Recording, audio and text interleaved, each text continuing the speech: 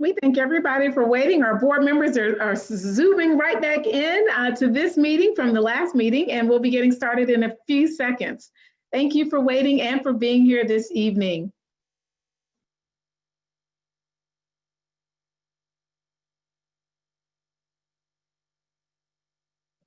So I can't see everyone, but I will yet, maybe.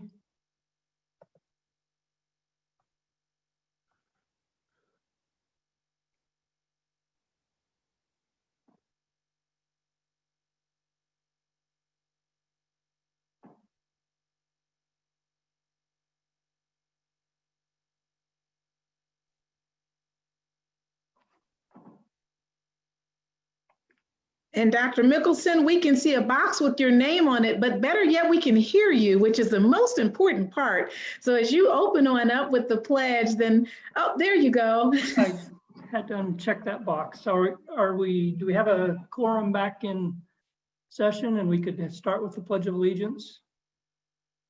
Yes, we do. Sounds good. Let's go ahead and say the Pledge of Allegiance. I pledge allegiance to the flag of the United States of America and to the republic for which it stands, one nation under God, indivisible, in liberty and justice for all. You did an excellent job. That's an Highland Park Central student. Do you want to share your name and who's with you? And if your administrator is on, if they'd like to make any other comments. I'm Sanasia, And what grade are you in? 3rd grade. And who's with you? You have some big people with you. Who are they? Dr. Hughes and my mom. All right, and any other items that you'd like to say, Dr. Hughes, as we move on to the rest of the agenda? And I do want to say, Shanasia, see that certificate on the screen that everybody is looking at in celebration of you. You're going to be having that mailed to your home, so you'll be getting that shortly. Dr. Hughes, any other final comment that you'd like to say? Thank you, Dr.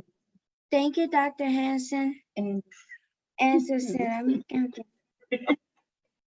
Okay. Thank you, Dr. Addison. Just want to say she was extremely nervous and we cheered her right on in and told her she did a fabulous job. So thank you for the opportunity. Did a phenomenal job. Thank you. I'll turn it back over to our board president. Thank you, Dr. Hughes, for coordinating that and allowing us to enjoy your students. Thank you. Next on the agenda is adoption of the agenda. We'll entertain a motion to do so. Mr. President, I move the board approve the agenda as presented. Thank you, Reverend Williams. We have a motion to approve the agenda as presented. Do we have a second? Mrs. Bowley seconds. Thank you, Mrs. Bowley, and thank you for identifying yourself so I can know who's speaking. Is there any discussion on the motion? I don't hear any, and I see it pop up on my screen. So I'm going to vote on my board docs screen. I assume everyone else can do that. If not, please let me know and we'll take your vote verbally.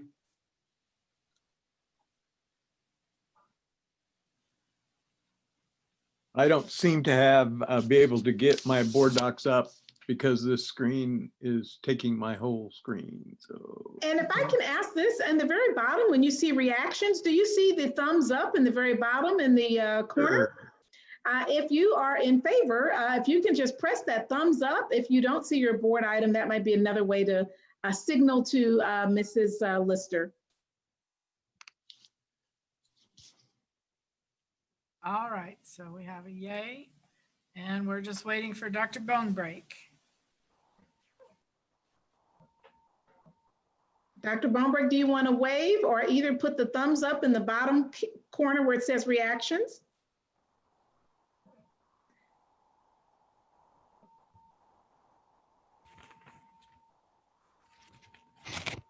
Dr. Bonebreak, we're not hearing you if you're speaking.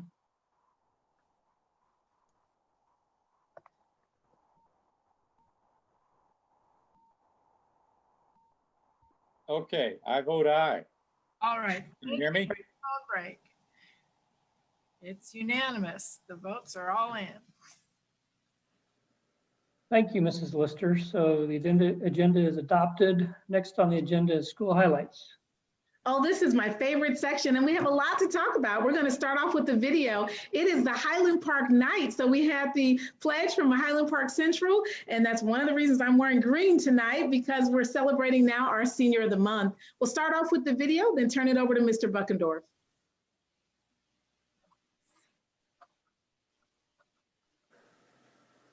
Dr. Anderson, I don't have a video for this one. It's not Senior of the Month this time. Oh, that's right. This is a special one. Oh my goodness, you are right. Okay, so board members, forgive me. I heard the story of a superhero over at Highland Park High. We are so excited. And so the story is so compelling. I'm going to let Mr. Buckendorf share it, and then really kind of a Do the Right Thing award. So he's actually going to be getting a certificate mailed to him. We're going to take the certificate that's on the screen off of the screen. And he's going to be getting a certificate mailed to him just for doing the right thing. Mr. Buckendorf, do you want to start off sharing why he's here this evening, worthy of public recognition for us all? Sure. So on the morning of November 3rd, on his way back from TCALC, where he takes animal science pathway classes, he was coming back for the B portion of our afternoon courses, and there was an accident out front of the high school where a car was overturned onto its side, and he witnessed that accident and didn't hesitate to jump into action. He and another person climbed into the vehicle and helped. There was a young child in the car, probably 5 to 6 year old child in his booster seat. And there was the family dog and the mother of the child were trapped in the car. And like I said, him and another person climbed into the vehicle and helped them get out of the vehicle.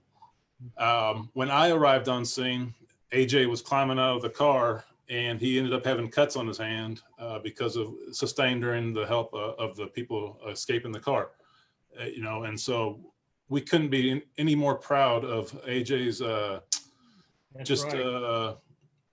him jumping into action when a lot of other people might just stand around and watch, assuming someone else would help. He just jumped right in and helped out. So the HPHS staff and administration, we couldn't be more proud of AJ in his sense of civic responsibility. And we only hope to be able to inspire and instill that kind of behavior in all of our students here at HPHS. And I know TPS Police Department Chief Generette wanted to say something in regards to this as well. And I think he's present tonight as well, if you don't mind. Thank you, Mr. Buckner.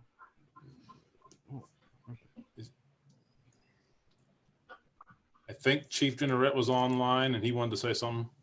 Yes, I think they unmuted me. Okay. When Sergeant Williams told me what you did, AJ, at the accident scene, 3 words came to my mind: courage, sacrifice, and service. You responded to a scene to help others at the risk of your own personal safety. My card. Yeah.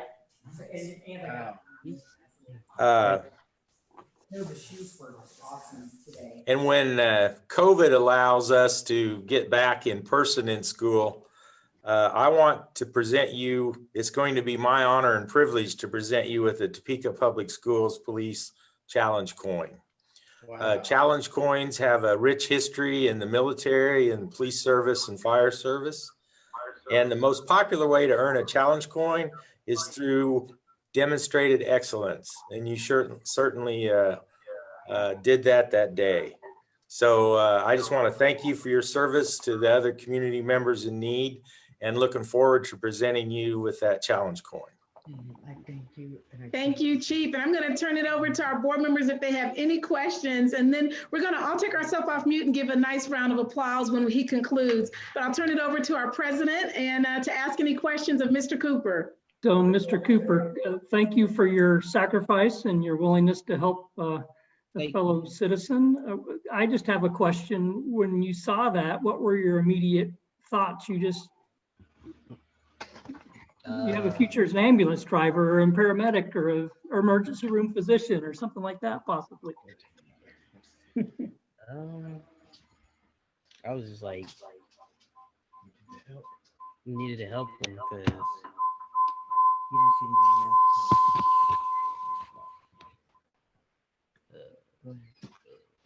if I were in that same situation, I'd want to help. Exactly. AJ, how did you get into the car? I had to break the window and I hopped in. Yeah, just hopped in. Right. Yeah. Just hopped.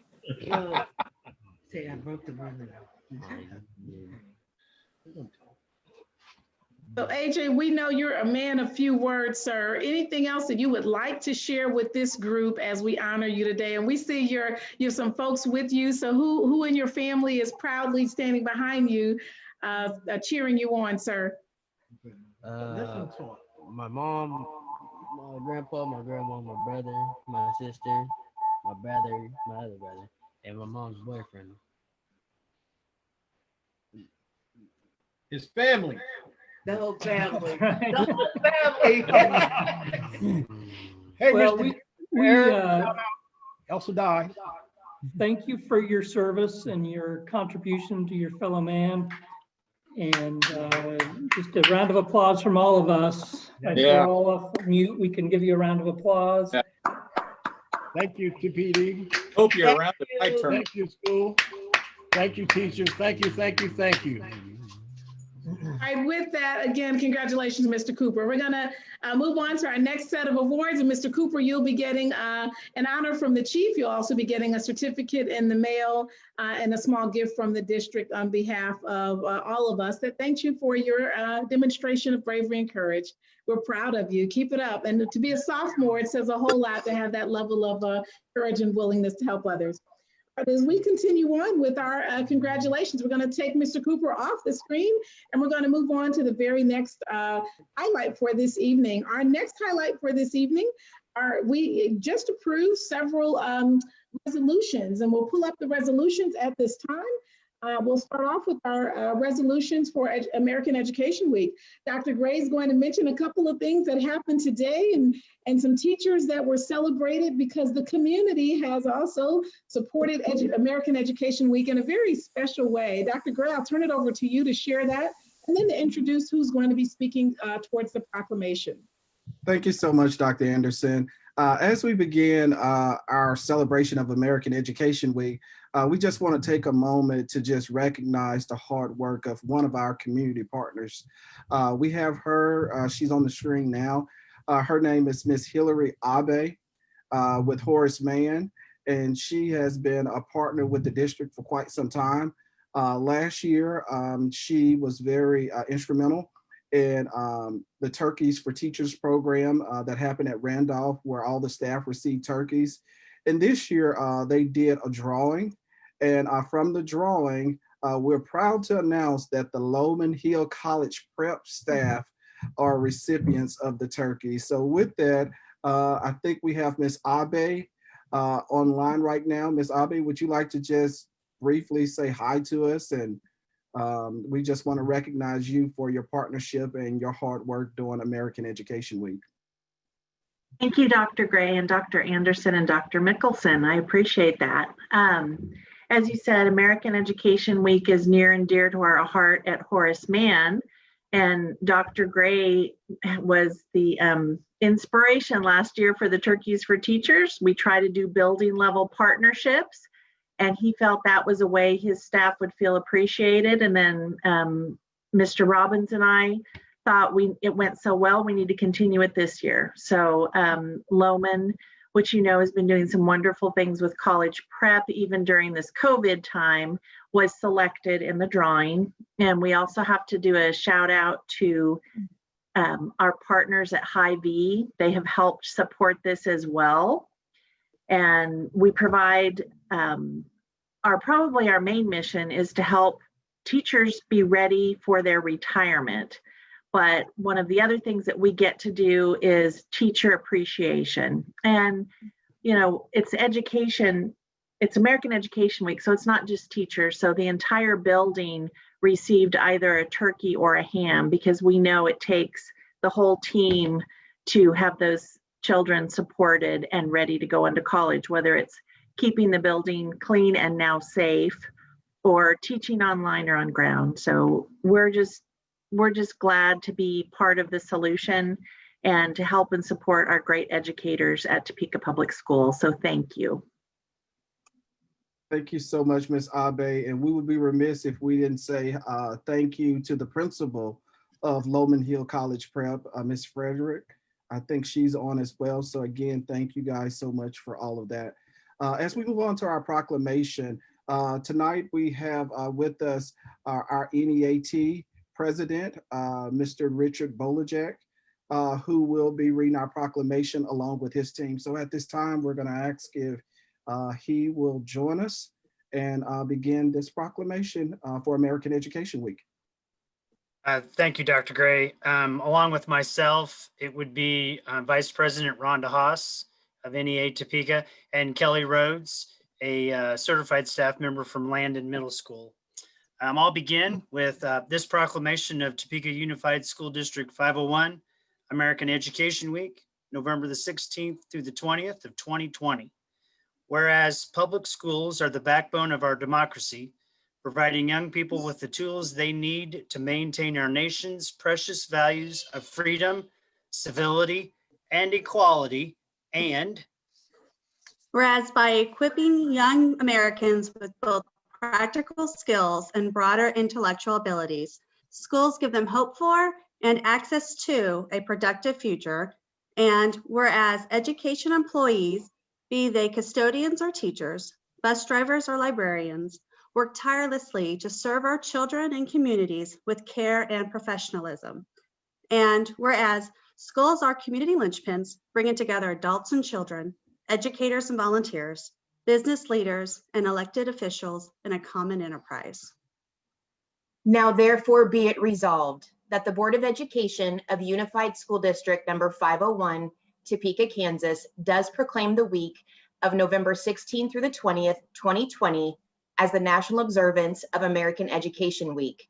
And be it further resolved that a copy of this proclamation be included in the minutes of the Board of Education meeting November 19, 2020, in witness whereof we, the Board of Education of Topeka Unified School District number 501, do hereby affix the signature of our president and the official seal of the Board of Education this 19th day of November, 2020. Well, thank you for reading the proclamation. All of those are also members of the Morale Committee, and I think there are others on here. If you are an educator, Zoom allows us to do this. Please just give yourself a hand clap in the very bottom where you see that clap. That way everyone can see on this screen how many educators are on this screen tonight. And it is filled with educators that come in the form of coaches, principals, teachers, but we have educators all abound. So we thank you and congratulate you for all that you do, and thanks for your dedication. With that, if there are other members of the Morale Committee, Mr. Bolachek, that you want to just acknowledge who are on the screen today that came in support of the reading, if you just share their names, then we'll also acknowledge them publicly. On the Morale Committee would be, and I'm going off of memory, Rhonda Haas, Brenda Blackman from Robinson Middle School, Caitlin Schwenke from Chase, Nancy Armstrong from McEachran. Man, I'm drawing a blank here. I don't know if Rhonda can remember a few more that are on the committee or not. I think that may be all that's on the screen this evening for those that have joined tonight in support of your reading. And again, we thank the three of you all for coming this evening and helping us celebrate all of your colleagues and all of our educators.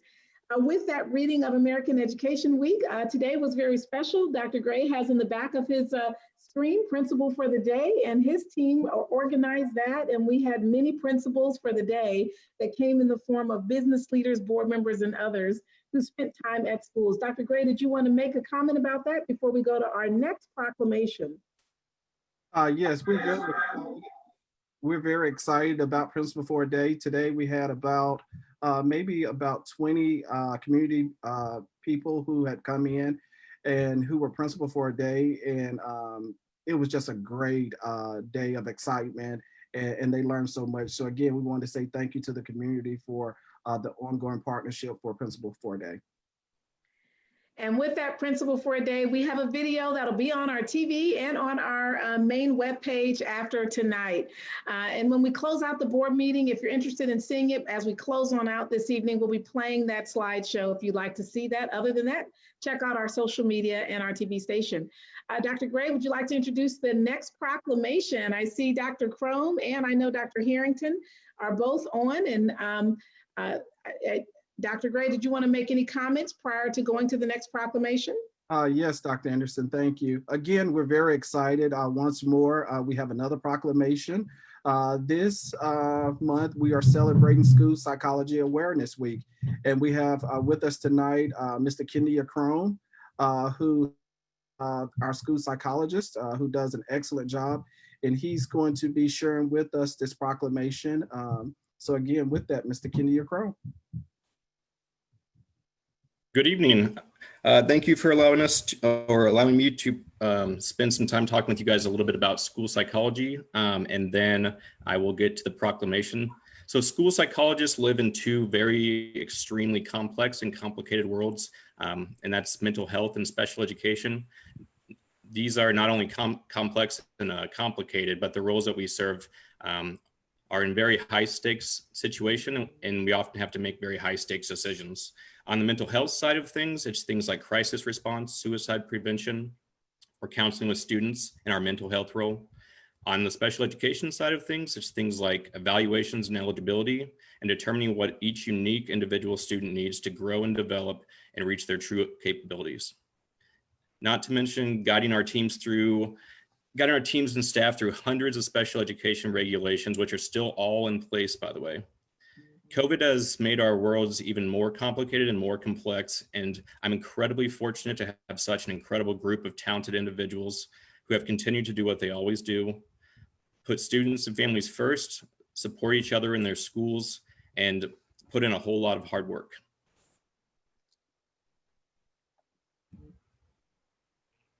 And so for the proclamation, if I can scroll up a little bit, sorry.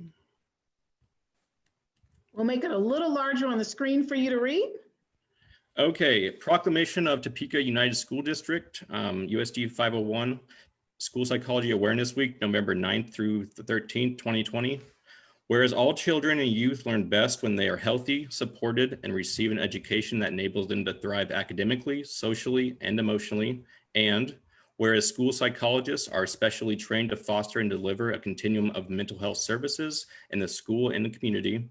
And whereas the role of school psychologist helps to nurture students so that they can thrive in both personal and academic achievement, growth and resilience, as well as a sense of belonging and well-being. And where the focus of school psychologists is to build connections between students and school communities that enhance their skills, improve their outlooks, and set them up to strive in everything they do. Now, therefore, be it resolved that the Board of Education of USD 501, Topeka, Kansas, does proclaim the week of November 9th through the 13th, 2020, as annual observance of School Psychology Awareness Week. And be it further resolved that a copy of this proclamation be included in the minutes of the Board of Education meeting, November 19th, 2020, in witness whereof we, the Board of Education of Topeka Unified School Districts, USD 501, do hereby affix the signature of our president and the official seal of the Board of Education this 19th day of November 2020. Thank you so much for reading the proclamation, Dr. Crome. And while we'll be celebrating this at the next board meeting, we do want to say that Dr. Harrington, as of yesterday, was named the Special Education Director of the Year from CAPRED, and that's the group that is related to physical education. And primarily that was a nomination from one of her team members because of the adaptive PE event that we have as the kind of large event here in Topeka. So we congratulate Dr. Harrington and all on the special ed team and all of our school psychologists. With that, on American Education Week, as we continue on with our highlights, this is my favorite part of the board meeting. We have one more highlight, and it's our Ms. Johnson-Betts, who's going to talk about the Topeka Public Schools Foundation Sports Park and the Highlander Investment Update.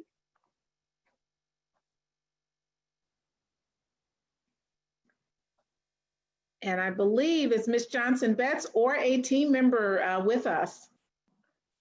I'm here. All right. And at this time, were you going to give an update regarding the Highlander investment or other matters related to the Topeka Public Schools Foundation? I have a number of people that are with me, but before I do that, let me say it's my pleasure to be here this evening to do this annual update. And I'd like to just take a moment to give kudos to you and the board for navigating this pandemic. There are unprecedented times, and clearly your efforts and the successes that we've had are noted and appreciated. Dr. Mickelson had suggested that since there were several new board members that I start with a brief TPS overview. And by way of doing that, I'm not going to go through a whole lot, but I had enclosed two foundation items. One was a picture that showed all of the board members. I don't know if that's available or not, but if it's not, we'll just talk about it and let you all know that there are 18 members strong in terms of the foundation board. They serve 3-year terms and serve as ambassadors for Topeka Public Schools, clearly. 3 of them today participated in Principal for a Day. I also enclosed a fact sheet, and I just want to highlight a couple of things off that fact sheet since I see it's not there this evening. And that is to let you know that the foundation was established in 1986 by Superintendent Edwards and a bank president from Core First, Emory Fager. And we are and have been the first K-12 education foundation in the county and have bylaws. We're a not-for-profit. And we do 3 major fundraisers a year: a golf tournament, community breakfast, and Major Saver. I hope when there's more time, I'm going to send you that fact sheet, that you'll review it. And if you have questions, get back with us. The other thing is that our main purpose for this evening is to fulfill our Topeka Public Schools Foundation contract. Agreement says that the foundation annually gives an update to the Board of Education about our investments. And there is a written agreement that says that the foundation cannot disperse funds from this particular investment unless we have the express permission of the Board of Education. Your board representative on this Foundation Investment Committee is Dr. Mickelson. We meet quarterly, and we have also a professional investment management group, Clayton Financial Wealth, 3 other community financial representatives, and a board rep from the foundation board and myself that meet and make decisions about this. With that, please allow me to introduce our investment chair, who is Nick Newkirk, and he is brand new this year. This is the first time he's had to come before this group, but he's a seasoned investment advisor veteran, and his business company is Proactive Capital Management, Inc. With him this evening are our 2 professionals from Clayton Wealth, Ms. Barbara Heller, who is our Senior Wealth Advisor, and James Walden, who is Director of Portfolio Manager. So with that, Mr. Newkirk, I ask you to take it away and give us an update about how the investments are doing, and thank you. All right, thanks, Pamela, appreciate it. And thank you to all the board members and the educators. Well, as you know, this has been a wild year with COVID-19, the election, and major disruptions into our economy. It's been a tough year for everyone, including portfolio investment managers. At one time, the market was down over 35%, and we have seen record volatility, nothing like we've ever seen in our lifetime. Are we on the first page here? They are not. Yeah, the presentation. Now, we went straight to your webpage. Is there another presentation that we need to be bringing up? Mr. Gowan, do you have an additional one? And if we don't have that additional one, we'll proceed with listening to your update over these next few minutes. If there's not a presentation handy, if there is, we got it. There we go. We'll pull it on up. Okay. Thank you so much for your patience for both of you. Sure. Yeah, so go to the second page here.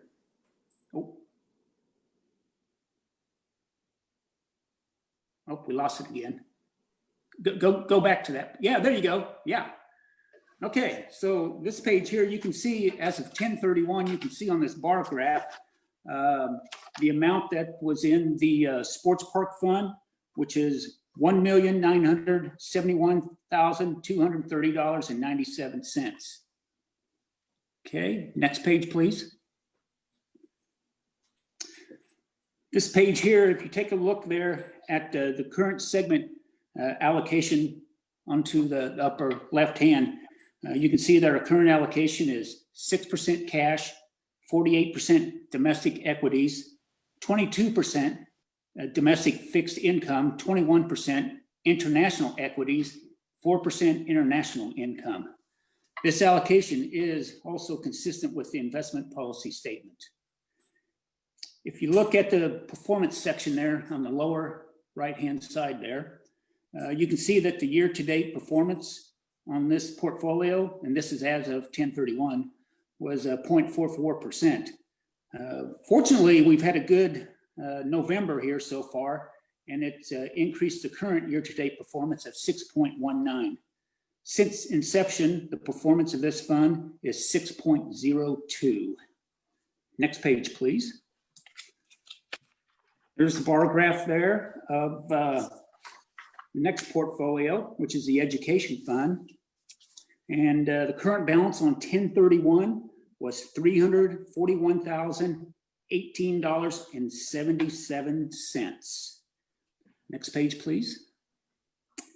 You can see the current segment allocation of 5% cash, 35% domestic equities, 39% domestic fixed income, 15% international equities, and 6% international fixed income. All as the previous portfolio, this allocation is also consistent with the investment policy statement. If you look on the lower right-hand side there, you can see that the year-to-date of the portfolio is 1.97. That was as of 10/31 again. With the good November so far, the year-to-date performance is 4.46. Since inception, the performance on this portfolio is 6.04. Next page, please. Bar graph here, you can see this is for the Highlander Fund. The balance on 10/31 was $723,978.97. Next page, please. You can see that the current segment allocation there on your upper left hand, 5% cash, 35% domestic equities, 39% domestic fixed income, 14% international equities, 7% international fixed income. And again, this allocation is consistent with the investment policy statement. On the performance section on the lower right-hand side, year-to-date performance was 1.97. Again, with the November that we're having, current year-to-date performance is 4.38. Since inception, the performance on this portfolio is 5.55%. Okay, that's the summary. Questions? Yeah, I have a question. This is Lalo Munoz. Could you review for me again, what are the purposes between each fund and what does it go to fund? Okay, I'm going to have other team members here jump on. So, Mr. Munoz, just as a background, the Hummer Sports Park Fund, and Mr. Robbins can add in more clarity, I think, probably, but goes towards specifically Hummer Sports Park operations. Primarily, what we've used it for in the past is turf replacement and capital improvements. The Highlander Fund originated several years ago when a TV station wanted to follow some of our students at Highland Park High School, and they made a payment in order to do that. And so we put that in the foundation in order to provide scholarships for Highland Park students specifically. And then the education fund, Ms. Johnson-Betts, maybe you want to speak to that, but that is used for teacher grants typically, and that kind of thing. So Ms. Johnson-Betts, if you want to. chime in and correct me, or Mr. Robbins, you could correct me as well. Ms. Johnson-Betts, are there any other additions as we prepare to conclude our highlights? Before we do that, I want to just acknowledge Mr. Newkirk and Barbara Heller and James Walden. James and Barbara with Clayton Financial Wealth, and then Nick volunteers his time, as do other members of this committee, and just appreciate their gracious expertise in money management. I go to these meetings quarterly and kind of glean from James and Barbara, and kind of come home and tweak my own portfolio a little bit, what little I have in my portfolio. But I appreciate their willingness to support Topeka Public Schools Foundation, and then Ms. Johnson-Betts' expertise in leading this committee and the foundation. It's just a well-run committee meeting, and I've enjoyed my participation on that group. So thank you to everyone for your contribution to our district and our students.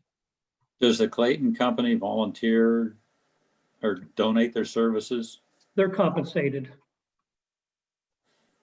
out of the foundation funds.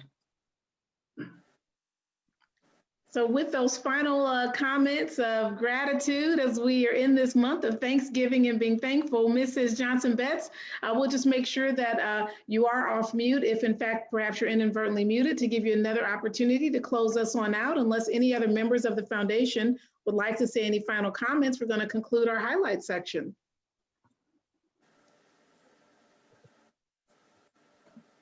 All right, hearing no additional comments at this time, as has been stated, thank you so much, Ms. Johnson-Betts, for your wisdom and expertise, and for everyone else in regards to their contribution and dedication.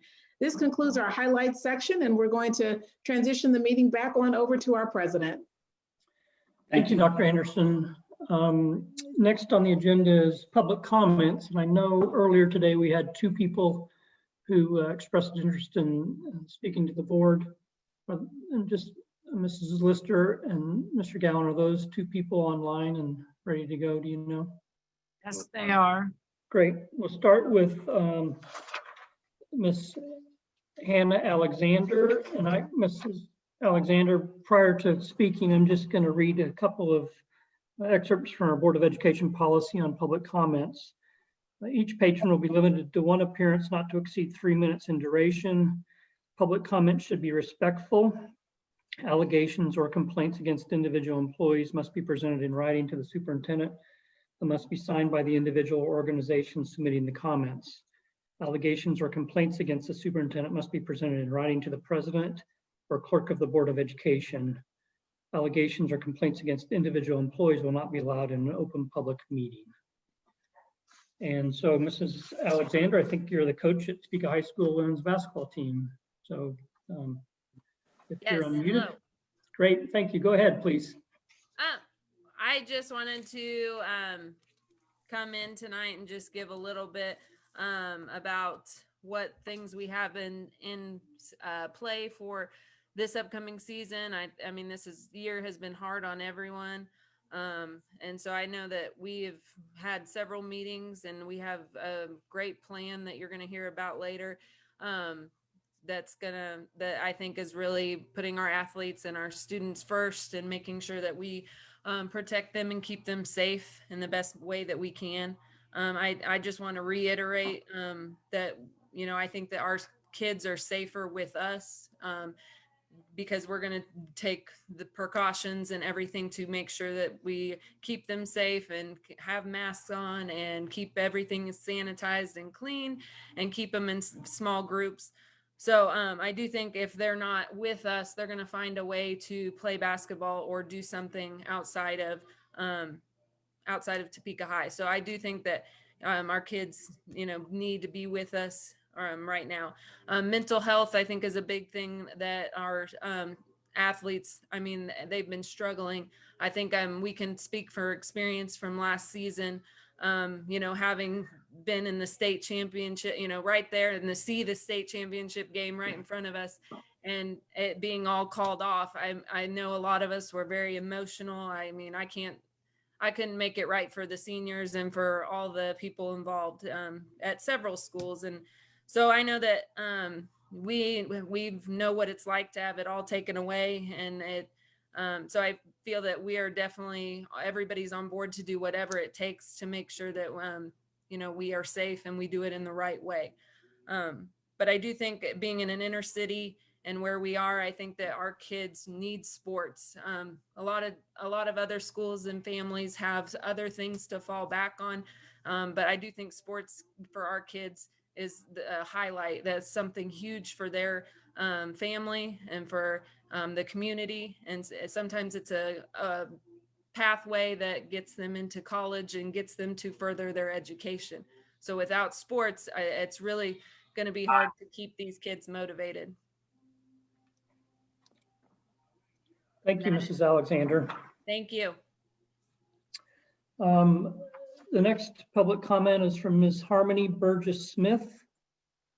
So if we could unmute Mrs. Burgess Smith and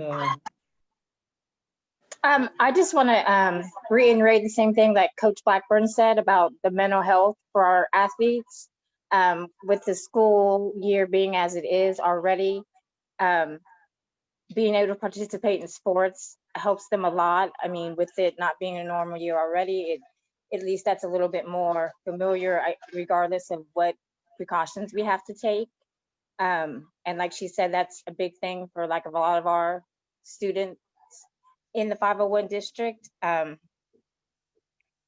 like I said, as long as like we follow protocols and all that, I think we would be able to be safe. It should be, and like I said, it should be us as parents wise and our students, if they know the precautions of participating, and as long as we're acceptable to that, then I don't see why it wouldn't be an issue for them to be able to play. Like I said, my daughters played all summer in Iowa. They had precautions in place. As soon as they came off the court, they had to have masks on. They sanitized everything, and we had no issues all summer, or no outbreaks or anything. So I just think, like I said, it's a big thing for them to be able to participate in. Thank you.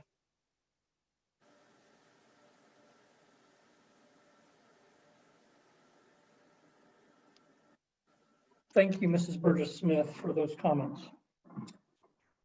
And I know we're going to have an update on winter sports here in just a few moments, so we'll gain some more clarity there, I hope. Next on the agenda is disposition of business by consent. We'll entertain a motion to take care of that. Mr. President, I move the board approve the items of business by consent as presented and authorize the board president or superintendent to sign the special project and purchasing contracts for and on behalf of the board. Thank you, Reverend Williams. Do we have a second? Second by Bonebrake. Thank you, Dr. Bonebrake. We have a motion and a second. Is there any discussion?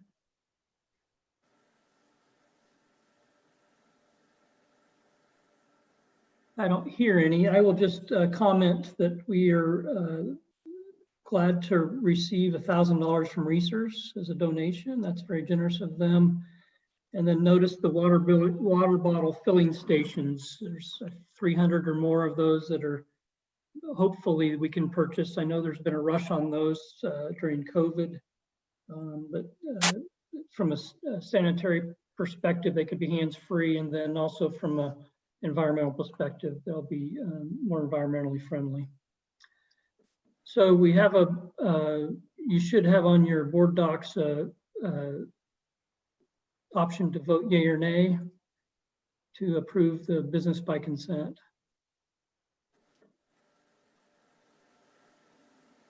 Bonebrake, yay. All right, Dr. Morrison.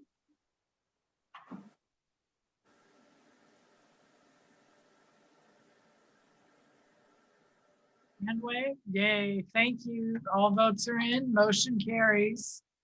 Thank you, Mrs. Lister. Let me scroll down. Next on the agenda is the superintendent's report. Right. Well, this evening we're going to have a COVID discussion. Surprise, surprise.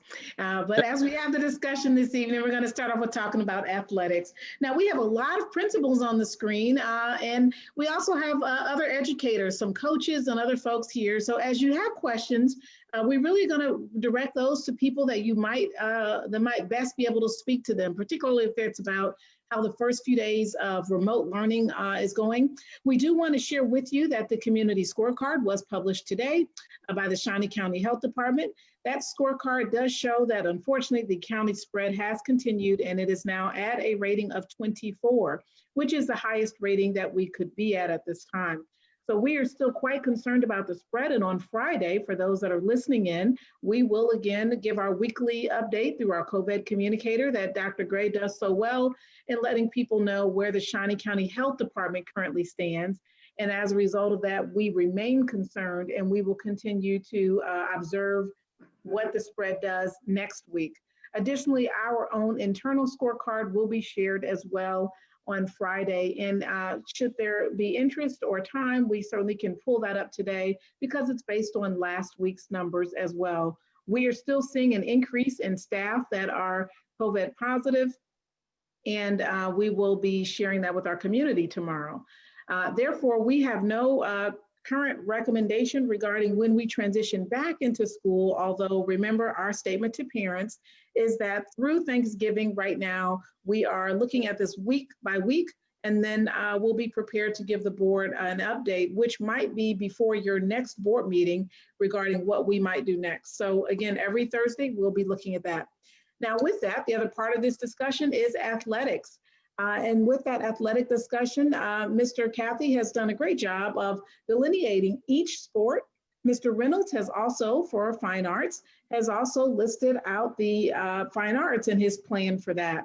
So we're going to start from the end of fine arts for Mr. Reynolds. And so, because when we talk about athletics, it's really fall sports and activities. And fine arts might be less of a discussion. And so we thought we'll start with something on a very light end and then move from that. And then Mr. Cathy is going to move from that to bowling and some other sports.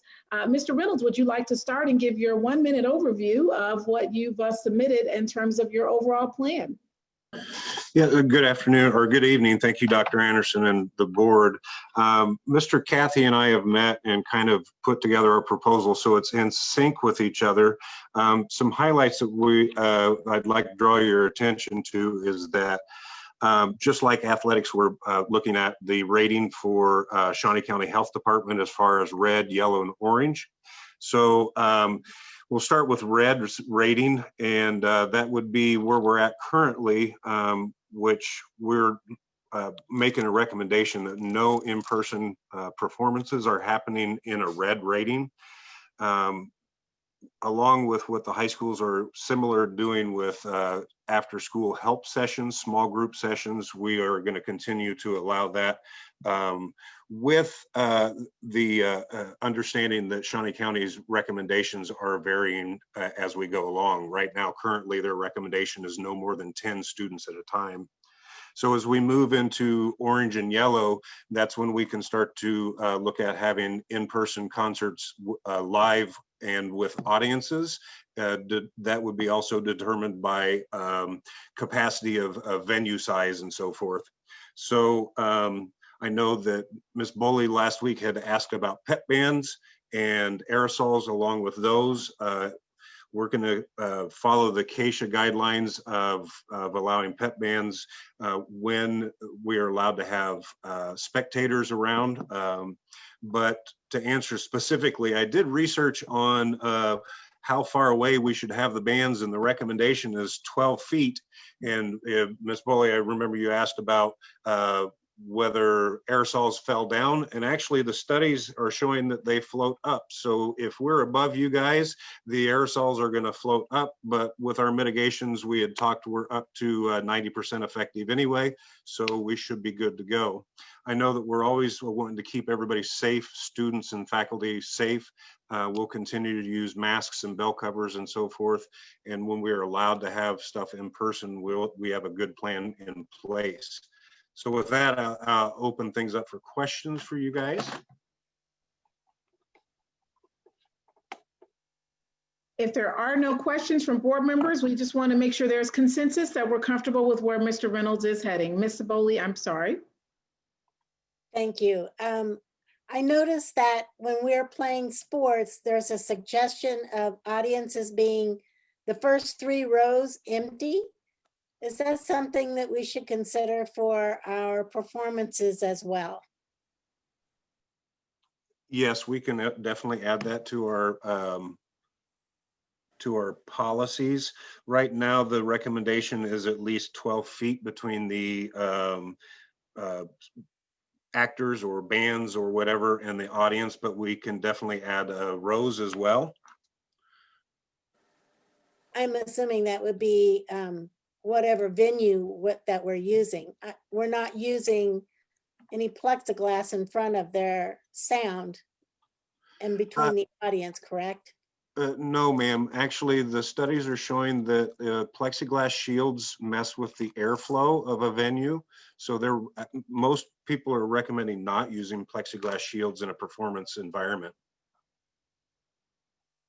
Thank you. Yes, ma'am.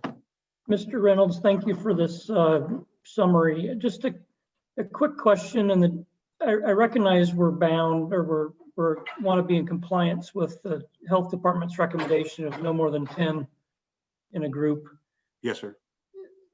Bands, so string instruments and drum lines are probably different than other instruments. And is there a distinction that needs to be made between, once those kind of capacity limitations are hopefully lifted, do you make a distinction there at all so that the drum line and the violin and the orchestras can maybe, or maybe it doesn't maybe it's not a difference because we've got covers over all of our other instruments, I guess. So maybe I do make a distinction in the very first page. If you could scroll up just a little bit, number 3, we talk about that 30-minute thing that we've talked about several times, but I do make a distinction. Orchestras and drum lines are exempt from that 30 minutes because they're not actually dispersing aerosols like a wind instrument or a singer. So we do make a concession that orchestra and drum lines can do things a little bit differently.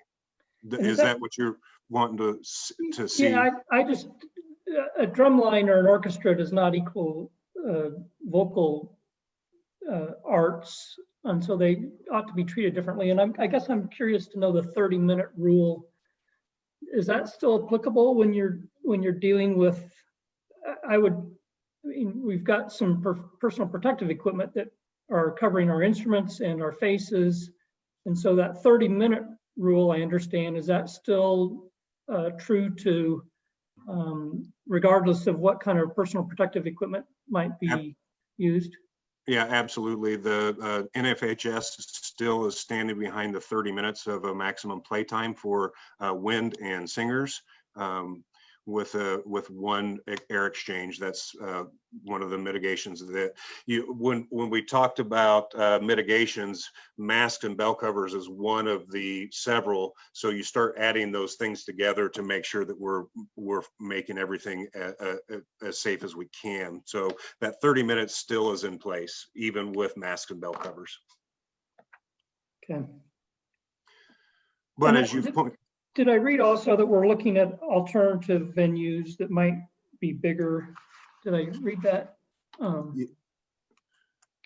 Yes, sir. I think that that's something we would need to explore. I know that Mr. Cathy is going to talk about spectator and sizes with athletics based on the size of the gymnasiums. Because bands take up so much space, we'll use Topeka High as an example. Their band is 150 players. They will not be able to fit on stage without using part of the auditorium. Their auditorium definitely makes up for that size, but Highland Park, we would have to limit our audience size. So we would want to look at TPAC or something a little bit bigger to be able to have more audience participation in the concerts. Great. We certainly want to comply with Governor Kelly's and the Shawnee County health officials' recommendations, but certainly want to provide our students with as much fine arts opportunities as they can have, as I know you do too. So. Yes, sir. Are there any other questions for Mr. Reynolds? So with the adjustment of the front areas, as Mrs. Boley mentioned, Mr. Reynolds will proceed with his recommendation as he has presented. We will proceed on to the next recommendation. Mr. Cathy has the next several recommendations. As he prepares to go into those, we know we have AD Annette Wiles from Hummer to share and address any questions regarding swimming. As you may recall, you approved that last week. However, there have been some recent questions about swimming. So as Mr. Cathy gets ready to begin talking about some new and additional sports, AD Wiles, or is there any comment you'd like to make in general about swimming that might be prompting some questions that you'd like to address in this space? Absolutely. We have went what we feel above and beyond in terms of communicating with the Shawnee County Health Department and inviting them to come to our facility where we have been doing walkthroughs with the athletic directors from the high schools in our preparation for the practices to begin. We've also created a pod system where there is a single entry and a single exit. There is only one pool, one locker room that is utilized by each pod, which is designated to each school. We've also been utilizing the sub pods in the pool where we have been aligned with the county guidelines of the 10, where there is one coach with 9 swimmers. And we have had, as of tomorrow will be our first week of what we feel has been a successful first week of practice under the guidance of Mr. Cathy, as he has been present as well at our facility. Are there questions from the board members about swimming? If you're getting any contacts or just have some questions. I do. This is Mike Morrison, Dr. Morrison. I have had 4 or 5 emails from Topeka Swim Association. I did forward one to Mr. Cathy. They seem to feel that they're not treated equally in how many people they can have per pool, as we are treating the swim teams. So I just want to clear that up. If you can comment on that and clear it up, that'd be great. One of the things that has come into play in previous years, we have been able to utilize the high schools and TSA during what you would call the prime time swimming time, which is that 3:30 to 5:30 time. Moving to the pod system so that we could put priority to getting our high schools into the facility and to be able to accommodate that with the busing schedules for our student athletes. We have been able to utilize the 3-pod system, which unfortunately pushes the TSA practice to the 6 o'clock time. We have been using the 3:30 to 5:30 to prioritize to the high school student athletes, with a 30-minute break in between, with our staff being able to disinfect the entire facility before the entry of the Topeka Swim Association. The pod system has been able to work because there has been coaches at each of those pods. And in our high schools, they are staffed accordingly to be able to accommodate the sub pods. Knowing that we're having to operate within the county guidelines, those sub pods have to be within 10, which allow for 9 student athletes with 1 coach. That has been extended to TSA. We've also, in addition to that, we have extended them early morning practice times where we have added staff members to come in even as early as 5:30 a.m. to accommodate their early morning swim times, and also in addition to additional swimming time in the evening hours. So we've made as many accommodations as we can. Sometimes it comes down to the actual staffing of the coaches that they have available. They did say, and this clears it up to me, but they said that the high school pods were 25 people and they could only have 10. And so that, Yeah, unfortunately, having observed the letter that you are making reference to, I did respond to Mr. Cathy immediately upon the sight of that letter as I saw it yesterday, and clarified that that is not an accurate reflection. There was 25 swimmers planning in our, what we would say our staging meeting that happened on Wednesday of the week before the Shawnee County order went into place on November 13th. Once that order went into place on November 13th, it went into effect at midnight. We had to make the adjustment to align with the Shawnee County health guidelines so that our practices could get off the ground for November 16th. So the information, unfortunately, was being based upon the previous staging meeting, which was 25 at the time of the meeting, only to know that it was changed 2 days later. And we made that adjustment so that we could align and stay in complete compliance with the Shawnee County guidelines and get our student athletes in our high schools in the pool. Thank you, AD Wiles. She is available to address and would like to address any patrons that who might not necessarily know to reach out to her. So they might reach out to the first friendly face they see. So Dr. Morrison, if you get another letter, just send it to AD Wiles and she will be on it. But she really is your swimming contact at the natatorium, and that's for any board member. Anything about swimming, AD Wiles is the person. Please direct it to her and she'll be able to respond and address that. We're going to go on to our next presentation. Wrestling is next. It's on the screen. Mr. Cathy will share his plans for wrestling, and then we'll stop and see if we have a consensus to support this particular proposal. After having continued discussion with the high school principals, our athletic directors and coaches in regards to obviously wrestling, it's been defined as a high-risk sport by NFHS with the lack of being able to wear the PPE, personal protective equipment, face masks, shields, anything, and the close body contact that comes with wrestling. We are recommending to postpone the start of practices and competitions until the community transitions and severity scorecard drops below a rating of 13, which would put us in the middle of the orange. And so that would be our recommendation right now, is that we'd come back if we reach that point for consideration of moving forward with wrestling if we reach that point of 13. So for clarification, only if we drop would we return and ask permission. We wouldn't automatically begin at that time. Is the pleasure of the board to support that recommendation for postponement of wrestling at this time? Yes. Bone break. It looks like there's no, oh, I'm Mr. sorry, Cathy, just a quick question. Does Keisha chime in on this at all? Right now, the Activity Association, their recommendation is to wrestle in duels against 1 to 3 other schools within your region, no tournaments at this point in time. That would be their recommendation. And then there's some other mitigation factors in there about showering, changing singlets and uniforms in between matches, disinfecting the mats. They have a very long, lengthy list of the mitigation factors in which you need to follow in order to meet the requirements.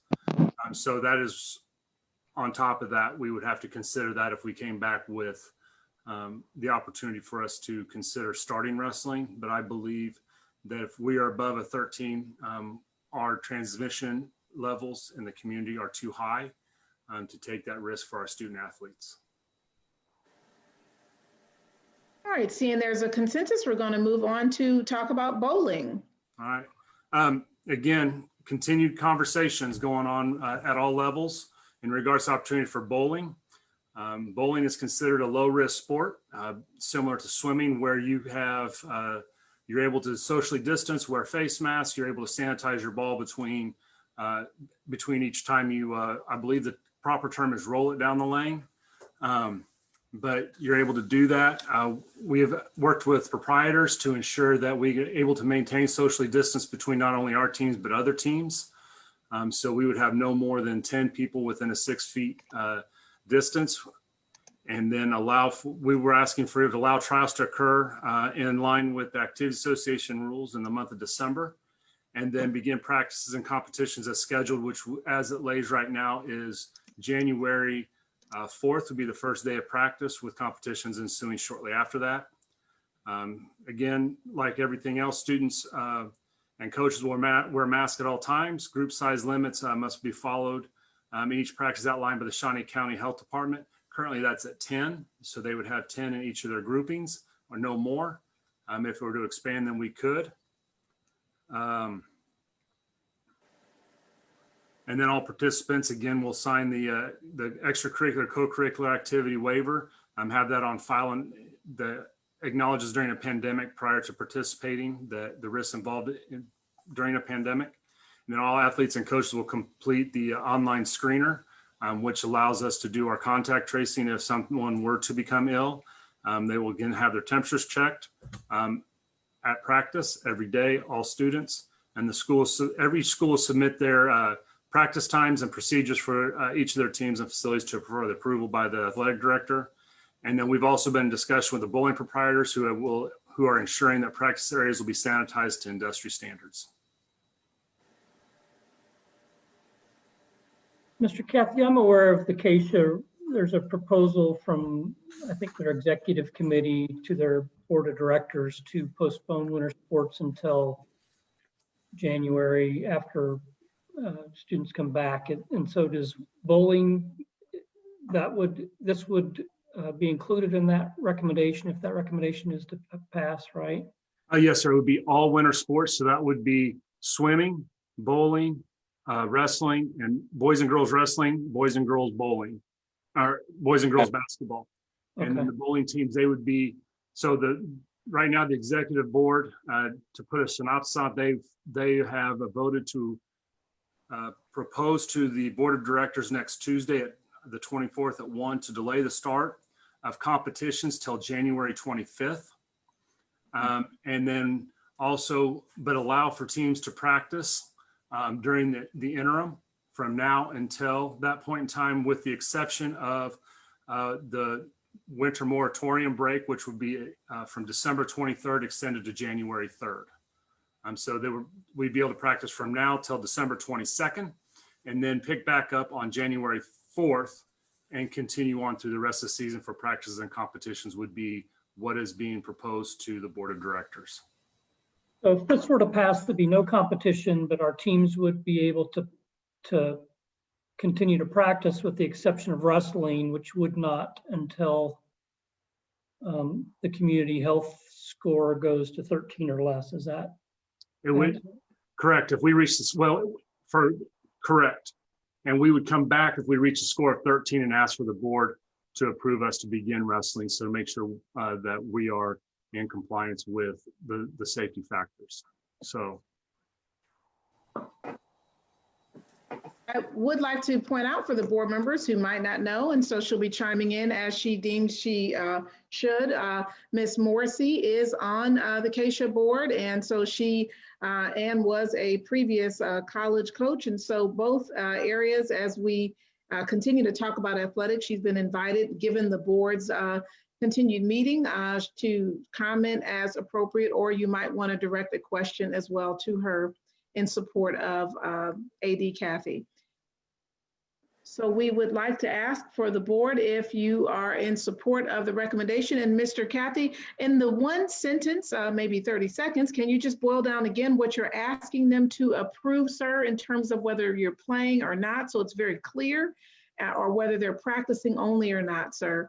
I'm requesting that we are able to do our tryouts in December and then begin practices and competitions in January as outlined currently by the Activities Association. So for bowling, do we have any concerns? Is there a consensus of support for bowling? Okay, so just to be clear, we're only talking about bowling right now, right? Yes, ma'am. Yes, ma'am. Okay, I do have one question. Who are our bowling proprietors? So that would be the owners of the owner of the two bowling alleys. There's one individual that owns both bowling alleys, which would be Gage Bowl and Westridge. Westridge, thank you. Okay. All right. And how do we know that these proprietors really are sanitizing? How do we know that they're doing what they're supposed to be doing? One, they have an industry standard, and if they're not meeting that, then their business will be affected by that. And then the second reason, they have sent us a proposal as to how they're going to manage their systems, and making sure that players, because basically they came up with how we're going to do the spacing of the teams and the meets, and then also there's for them to re-encumber some of the money they would lose for crowds, because at this point in time, there's very minimal crowds to be allowed to a bowling meet. The schools, through our activity funds, will help offset that cost by covering a fee for each bowler to compete for the season. So, Mr. Kathy, between your coaches observing that cleaning procedure when it's during real time, which is part of that, Mrs. Stewart Campbell, and the proprietors having sent a proposal of what their cleaning methods are, that's the general monitoring that is anticipated. Are you and other board members have any other questions or in support of the bowling proposal? We are only at bowling at this time. Yeah, I have a question. Do our bowling teams do any traveling at all of any kind, or do they all take place at Gage and West Ridge? The majority of our meets are at Gage and West Ridge currently. Some of them do go to other of the league schools, so Manhattan, Junction City, Emporia. We do go to Lawrence and Kansas City. And I do know that the Activities Association met with a large group of the bowling proprietors, the owners of those venues, to ensure and vet to make sure that they're able to meet the sanitation requirements for each of the schools. And do you know, are there, besides schools and students who have play, are bowling alleys, are they still having leagues of their own beyond this? Are we the... Yes, they currently, the bowling do have leagues. When we are at practice and when we have meets, the bowling alley is actually closed to the public at that point in time, which is part of the reason why we're helping offset that loss of revenue with our pay to play, which the schools individually be covering that cost through activity funds. So that does make that increase. So they would not open to public leagues or public bowling until after our student athletes had left the venue.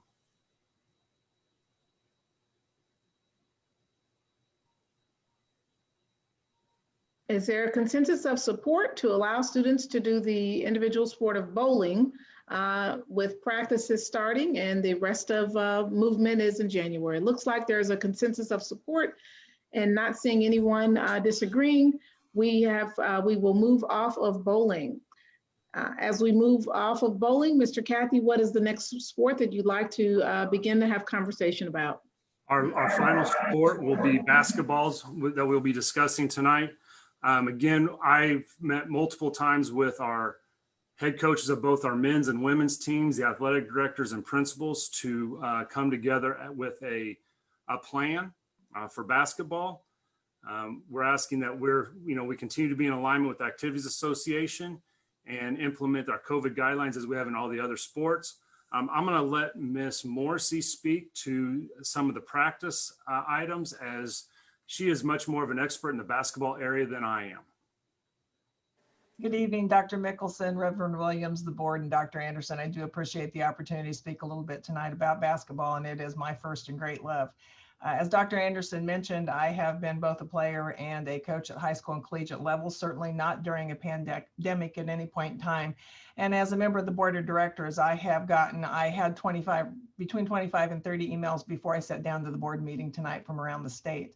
And I can tell you that unanimously, I hear the same things, and that is people telling us that they have been playing in tournaments in other states, all over Kansas, throughout the summer, throughout the fall. They've played in other sports, and that they have not had problems. They have followed the protocols. Many of them are the protocols that we are presenting to you this evening, of masks and other practices for avoiding COVID that have been successful.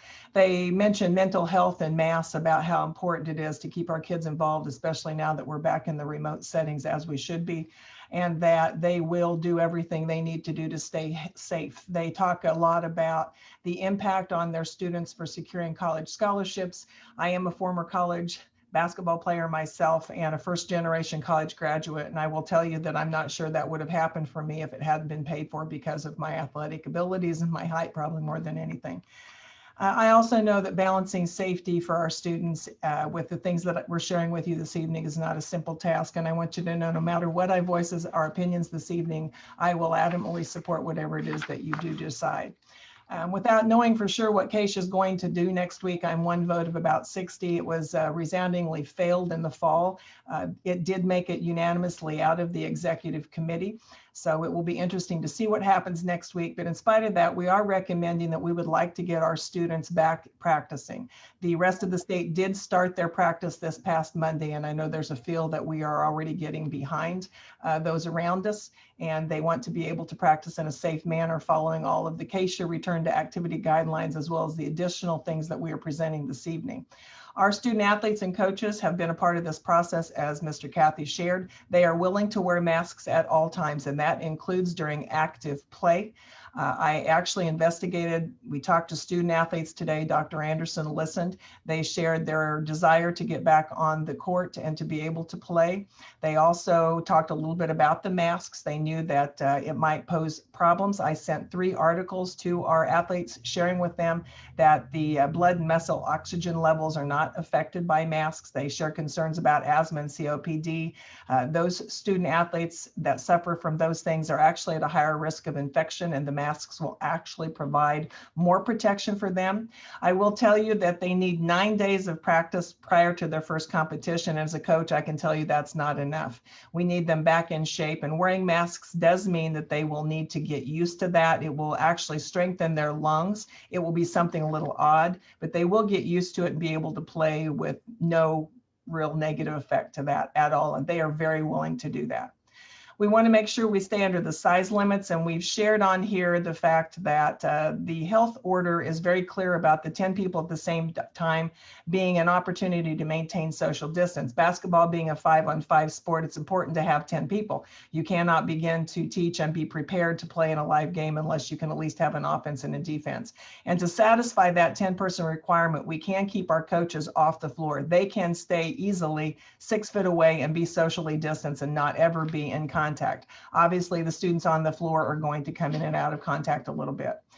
We similarly would not allow student athletes in the same 24-hour period to go between gyms. So if I had 10 varsity players in one gym and 10 JV in another gym, you don't take a break and run athletes back and forth and cross-contaminate. They would stay separate for those 24-hour periods.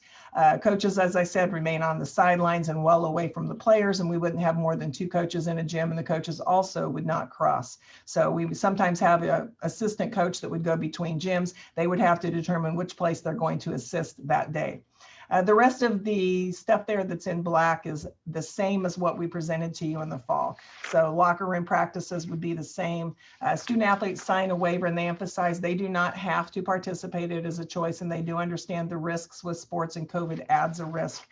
They do follow all of the COVID screening guidelines. They did a very good job of documenting everything in the fall, and we do submit practice procedures and times so that there is oversight and so that everyone knows that we are following the guidelines. Additionally, during the course of practice, the amount of time that most players are within 6 feet of each other is fairly minimal. Guards and perimeter players are a lot less likely to be that close. In fact, I hoped as a coach that I could get my kids to defend within 6 foot. It doesn't happen very often. Probably the place, somebody agrees with that, the most likelihood of contact and close proximity is in the paint. But even during a 32-minute game, the amount of time they actually spend in the paint when you're running plays is fairly minimal. Usually shots are within the first 3 to 5 passes. I always wish they would be a little more patient, but statistics will tell you they shoot the ball very quickly. I might compare it to the Tootsie Roll commercial, 1, 2, 3, and there's a shot. It goes up pretty fast sometimes, and the pace of the game is pretty fast too. So a lot of that time expended is movement. Unlike football, there's not, the pile-ups or that extended contact like that, barring someone falls down. That happens once in a while. So there are very good reasons that it is a medium risk sport. So I'd like to turn it back over to Mr. Kathy. He's going to speak a little bit about what we think outside competition would look like. And I'd be happy to answer any other questions you might have about the sport itself at the end of the presentation. So thank you.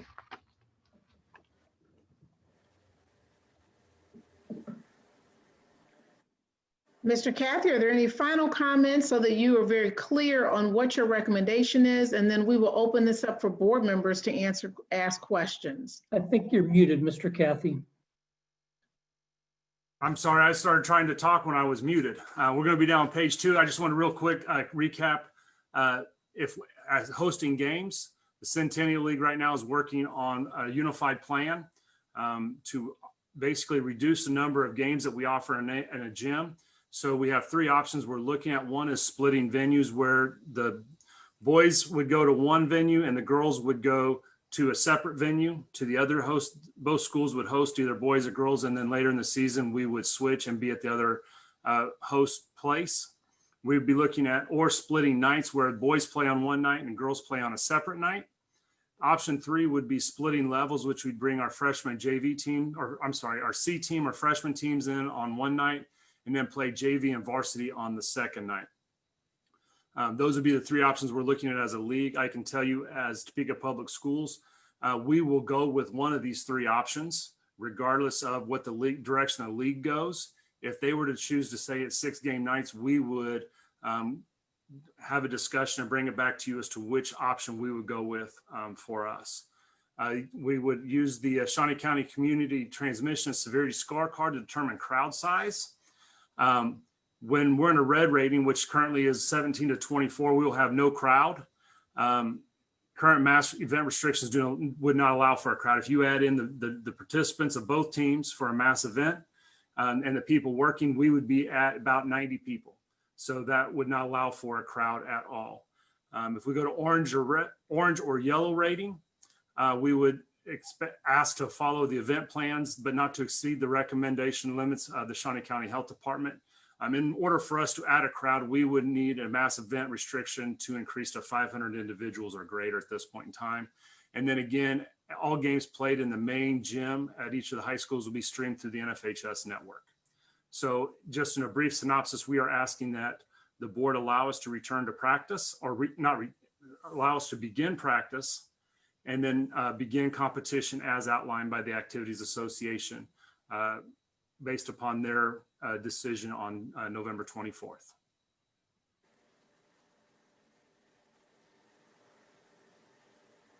So this is Mike Morrison, and I know Mr. Cathy would know that I'm going to be somewhat vocal about this. And Miss Morrissey, I also played basketball and didn't go any further than high school, probably because of my height. So, but I'm very impressed with what you guys have done. And I certainly want our kids to do athletics. I mean, there is no doubt. I like the fact that everybody is wearing masks. That is good. When we go to competition, I would hope the opponents would also wear masks. Right now, we are way worse than we were when we talked about football. I mean, it is terrible out there. My daughter in the ICU, I mean, there are 90 patients in Stormont Vale right now with COVID, and they are over 95% full. So it is terrible out there. And so anything we can do to mitigate the ability to transmit this virus, we have to do. I understand the psychological aspect and how kids need to be together and play games. So I think if I understand everything, we're wearing masks all the time. There's minimal people, I mean, 10 or less in the facility. And you keep the air flowing as much as you can flow. I possibly can okay this at this point. So I'll let other board members enter what they think. Does anyone else have any questions or comments for Mr. Yeah, I have Cathy one. or Mrs. Morrissey? I have a question. Sure, Mr. Reverend Williams. What will we lose if we delay the approval to do competition until the next board meeting? If we were to do that, we would miss at least one game. Our first games are scheduled for December 3rd and 4th, which would be on the date of the next board meeting. So we'd have to find a way to reschedule that. I believe we can do that with all the schools if we were to reach to that point. If we were to need to reschedule at that point in time. And possibly there's a second game on the following Monday and Tuesday that we may need to look at doing at rescheduling, just in order to make sure that both teams are prepped and ready to play each other as they move forward, as you go through your pregame preparation. Would that be correct, Ms. Morrissey? Would you agree with that? Yes, we could reschedule. That's not so many games that it would be a challenge to do. Well, as a former athlete, you practice to play. Yes, sir. I'm all in favor of them playing, but with the current state of affairs, I'm a little bit on the fences regarding giving them permission to go ahead and plan on playing, because things could, hopefully they won't, but things could go further south than what they are now. But whatever the majority decides, that's the way I'm gonna go. This is Bone Break. If students remain remote, is there a way that the basketball players could be tested before and after games? But I'm uncomfortable unless there's in class rather than virtual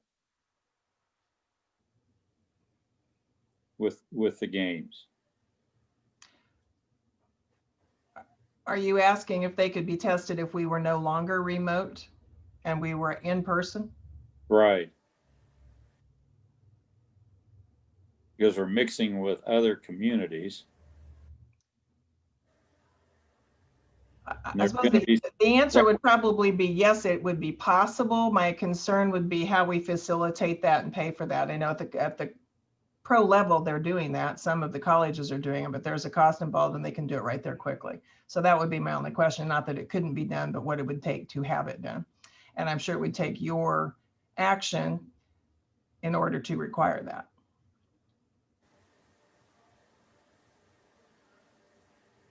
Are there other comments or questions? Yes, this is Melanie.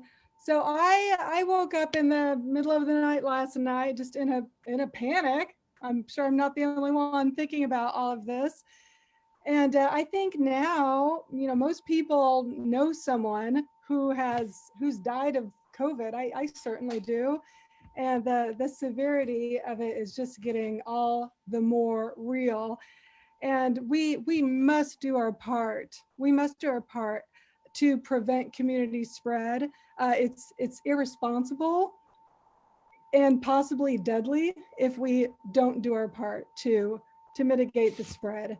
So after agonizing over all of this, yay or nay to basketball, I just want to say I'm not in support of competitions. And I've been on the fence even about practice, but I've decided that I can go along with yay to practicing because of the assurance of the strict mitigation protocols that will be followed, and then also just knowing that practices will stop if the mitigation protocols and all the precautions can't be followed. So that's what I have to say. Thank you. I've been impressed by everyone who's come together and try and figure out a way to make this possible. And I get the sense that there are a lot of individuals who are supporting our students and trying to figure out a way to make this a reality as well as make it safe. And I think as others have said, right now at 24 out of 24, it literally can't get any worse than it is right now. And so I would not be in support of playing at this time until things get in a better place. But I could go along with practicing, because I know that's an important part of the game. You practice so that when the time comes, you're ready. And based on what I've seen here, I would feel comfortable with that, and possibly reviewing this in 2 weeks to see where we are. Thank you. Mrs. Boley here. And I want to thank all of the people who have worked on this plan and for listening to some of my suggestions about possibly being able to wear masks all the time and the research behind that. And I just really appreciate you listening. And I am for practice at this time. And I agree with Mr. Munoz. Maybe we can revisit our numbers and bringing communities, other communities into Shawnee County, or us going out at that time for games. Everybody had a chance to comment. It seems like we're in a consensus that practices are acceptable given the parameters you've set forth, the mitigation factors. So we appreciate the effort that Mr. Cathy and Ms. Morrissey and your teams have put into this thoughtful proposal. Mrs. Morrissey, do you have any feel for how the Board of Directors of CASHA will vote on Tuesday? I realize that's a tough question and you can't predict the future, but they didn't support, you know, they were all in on football, and that was, you know, we were a little more hesitant, and I don't think we had any issues with football. Is that correct? We did not. Yeah. I would tell you this did not pass in the fall out of the executive committee. We did discuss it in our class breakouts. There was not even support in the big schools, and there certainly was not support in the smaller schools. That's football you're talking about, right? Yeah, well, yeah, but they even talked a little bit about this. They talked about pushing things back and pushing winter season as a talking point in our breakout groups. And the vote on that at the time was really not in favor, but we weren't where we are now. And I think the fact that we've moved into the red has made that more challenging. I think it's at least possible tomorrow. My concern would be whether the smaller towns, mostly Western Kansas, where I grew up, are going to vote that way or not. But it's promising that it was 7-0, but I can tell you the Western Kansas votes on that 7-0 vote are bigger places. They're not small towns. So that's kind of the outlier. It's hard to know. I'm hopeful. I am hopeful they're going to pass it. I would be totally supportive of a CASHA delay on competition until January. And I don't know, you know, we have been inundated with emails from patrons over this whole semester, and wonder if we were to start our own email campaign to your colleagues on the board of directors, or I guess it's the board of directors that is going to vote on Tuesday. Is that right? Yes, sir. And there's how many of those? 25? No, 60 some. 60 people. Upper 60s, low 70s if everybody's there. Okay. Well, I'm going to commit to writing an email to those 60 people, one email with 60 addresses in support of the executive committee's recommendation to delay start. I agree with the sentiments of my colleagues that it just seems like we need to do our part as a state, as a community, as a district, and as a neighbor to slow this pandemic. And it seems like this is a pretty straightforward decision, but I hope I never predict the future here with politics and COVID. So I will vote that direction. I will speak to that on behalf of what you shared this evening. And so I assume our Centennial League competitors are practicing already. Are they wearing masks? Do you know? Do you know anything? I don't know. I'm asking a question I don't expect you to know necessarily the answer, but. To my knowledge, yeah. Go ahead. I do not know the answer. I know there was discussion among several of the schools about starting to wear masks at practices and competitions, but I have not had a chance to follow up to see where that discussion led to in any of those schools. And I think you hear a hesitancy on our part to start competition, but like Dr. Morrison astutely pointed out, I think if our competitors are wearing masks, I'm much more willing to agree with that. I think masks have proven to be effective, and competitively, while you may think that they may build, I know they build lung capacity, because I wouldn't want to exercise in a mask, but nonetheless, I think it's fair and safe for everyone if everyone wears a mask. So I would certainly advocate for that if that's a possibility to advocate that for our Centennial League partners. We do have a special meeting again on the 30th of November as a league to discuss things like that. And we have started that discussion and can continue that. Thank you.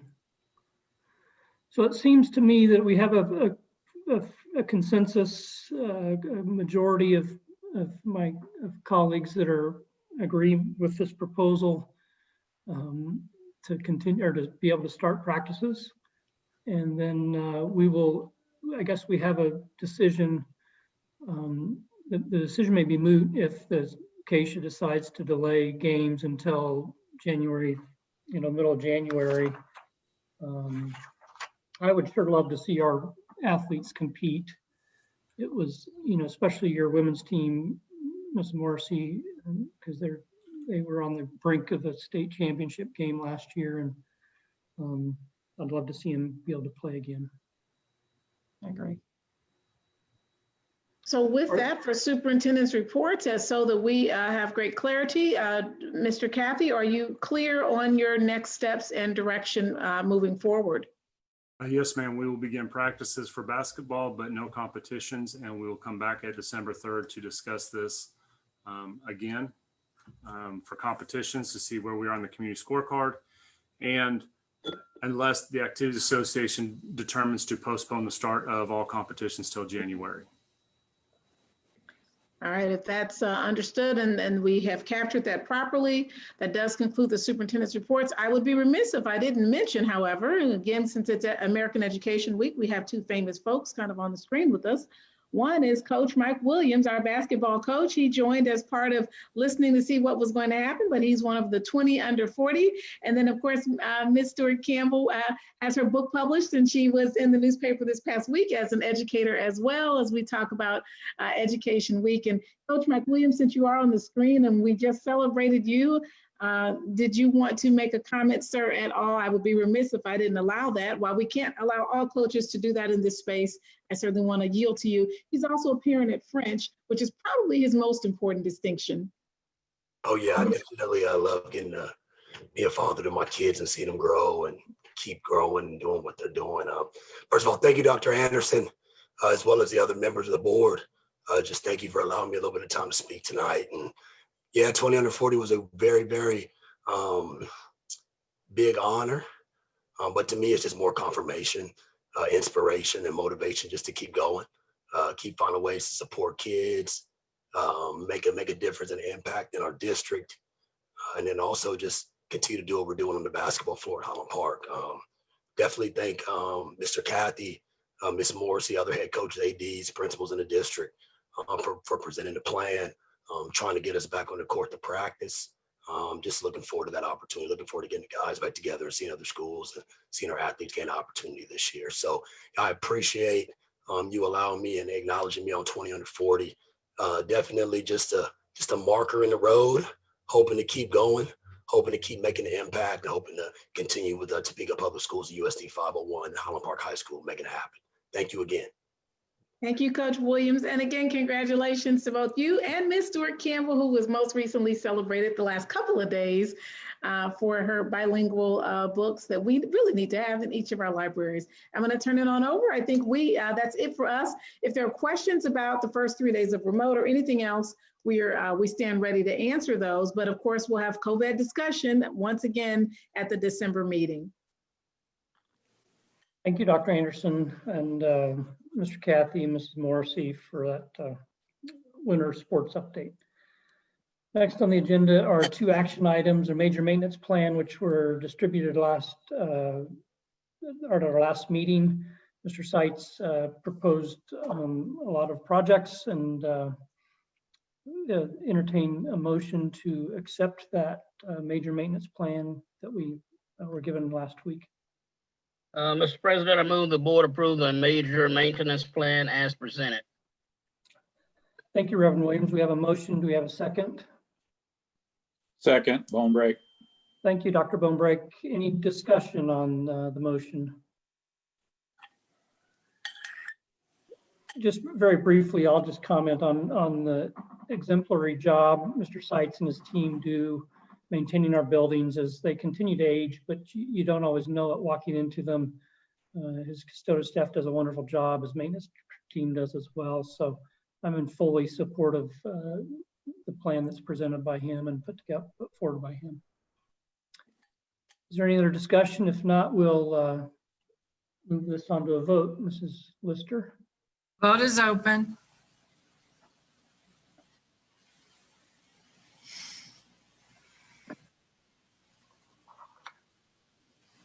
Bone break, aye. Thank you, Dr. Bonebrake. Votes are all in and the motion carries unanimously. Thank you, Mrs. Lister. One other item on our action items is the One United Voice platform, which we provided last meeting, and then you have a copy on your Board Docs minutes. Is there any, entertain a motion to approve that?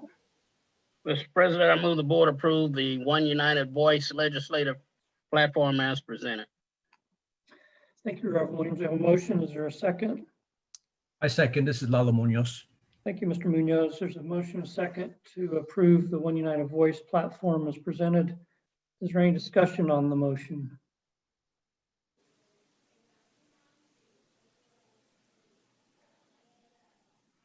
My only comment, when we look at the total payroll of $272 million, and we even bring it down to the 42 cents decimal points, there's a lot of money, and total staff employed in Shawnee County and focusing on education is almost 5,000 people. So we significantly have an impact on our community. Any other discussion? Okay, we're ready to vote, Mrs. Lister. Vote is open. Yeah, bone break, aye. Thank you, Dr. Bonebrake. Motion carries unanimously. Thank you, Mrs. Lister. Next on the agenda is board member comments. So continue with our tradition. We'll start at the end of the table, and that's Dr. Bonebrake. Oh, great. I think everything that should be said or could be said has been very capably stated. And I'm not going to prolong the session because anything further I'd say would probably be redundant. Thank you. Dr. Morrison. Yeah, and one thing I didn't have, and it had to bring up about our scorecard, and it just bothers me a little bit, is the color coding a little bit. When you what it insinuates when you're a red, that you're going to do something, and I think that we ought to look at that, the color, and just give statistics. That's my opinion. Otherwise, I really have. I should comment about being one of the going over to Meadows and working with Nicole Johnson as a principal for a day. I was very impressed with how hard she is working to get kids involved and stay involved. There were a couple of anecdotal things where she actually went out and knocked on the door to get a kid in the system to Zoom in, because that kid hadn't been doing that for the last several days. So they are doing their best, and I think compared to where we are and I know about San Francisco public schools, that we are better than they are. So I just wanted to say that, and thanks for allowing me to be a principal for the day. Thank you, Dr. Morrison. Mr. Munoz. Yeah, I think I agree with Dr. Bonebrake. We've been saying the same thing every week, which is we gotta do better and we gotta do more. And I think I think beyond just better, I think we got to try and think outside of the box. And how do we connect with individuals who maybe aren't aware about the severity or just have there are other values that are higher, more important for them. And so how do we connect better with those who aren't getting that message yet about just the lethality of our situation right now. And I worry about it. My sister works at Stormont Vale in emergency room, and then she sees this firsthand. And my, I have a family member who's sick with it. So it really is important. And but for us here on today, I mean, it's all about doing this for the sake of kids who we know learn best when they're in a classroom, connecting with their teachers who are bending over backwards. And so, yeah, I'll leave it at that. Thank you. Thank you, Mr. Munoz. Mrs. Boley. I too got to be a principal of the day at McEachran Elementary and got the opportunity to talk with students and enter into the Zoom classrooms and the remote learning, and how impressed I was with the way the teachers are being able to engage the students and the students responding back. And we have a powerful platform there.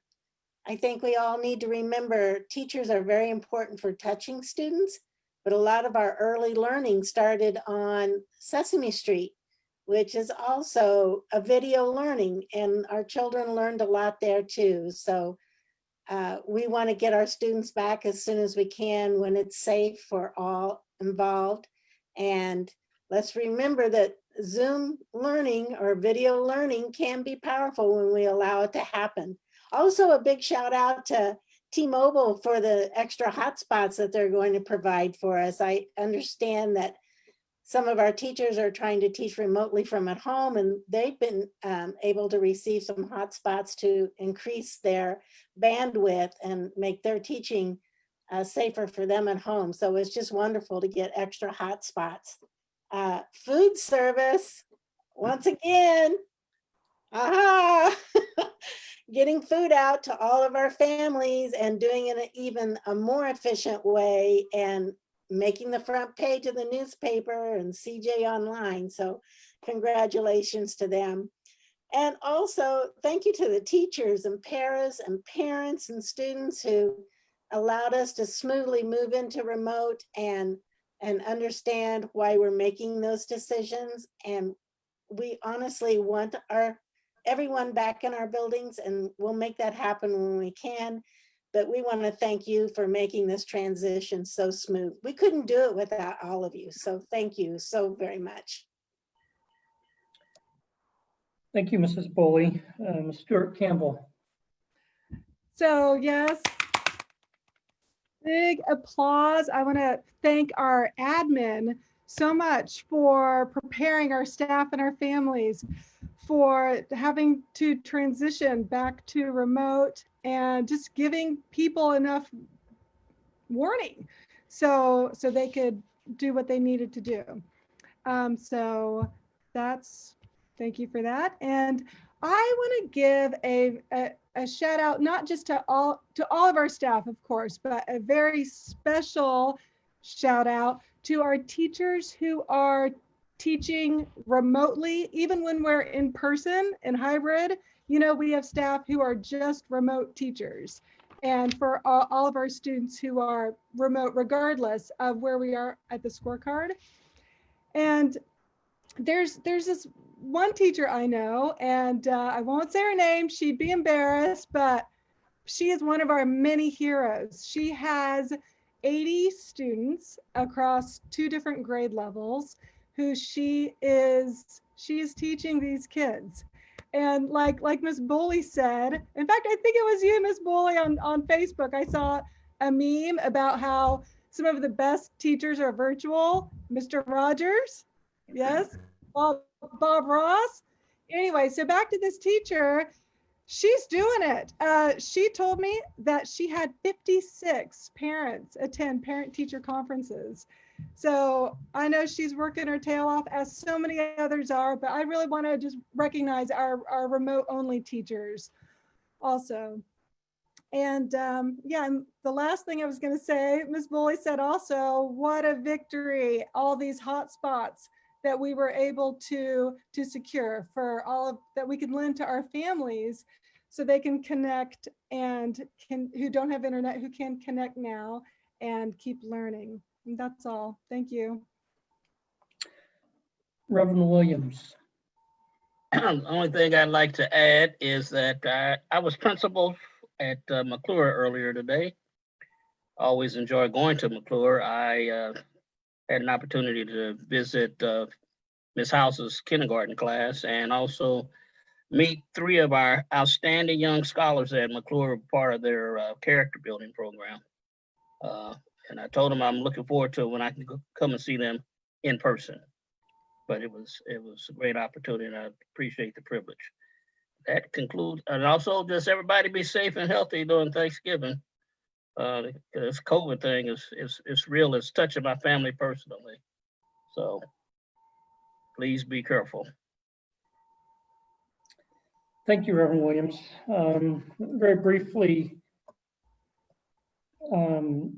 I'm on the school calendar committee along with Mrs. Boley. We met this week under the capable leadership of Mrs. Billy Wallace. I like being on her committees because she runs a very tight ship and keeps things moving along. They have a couple proposed calendars for the 21-22 school year, and they will, they're in the final steps of presenting looking at those, and will propose those to, typically what happens is they send them out to the teachers and staff and they vote on which calendar they prefer, and then they will make a recommendation to us to approve that. So every year is different based on what days of the week certain holidays fall on, things like that. But that committee is efficiently moving along. And then I'm also appreciative of that we could honor American Education Week and School Psychology Awareness Week, especially as psychologists, not especially, but it's appropriate during this pandemic as our students face some mental challenges that I know they can overcome, but nonetheless, they are challenges, and we have capable staff in place to help address those needs. So I'm pleased that we could have resolutions on both those accounts tonight. With that, we'll adjourn the meeting, and thank you for your attendance and participation.